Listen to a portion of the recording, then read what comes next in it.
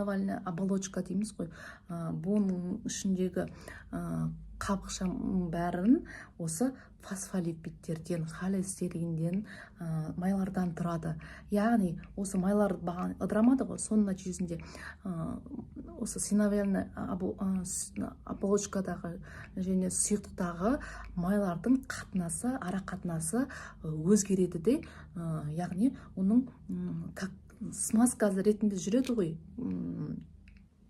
буынның ішіндегі сұйықтық болады. Сол сұйықтық азайғаннан кейін буындар бір-біріне тиіп, содан қажалып ауру сезімі болады. Ал бағанегі бұл сол өттің липидтерді ыдыратпауының нәтижесінен болып келіп тұр.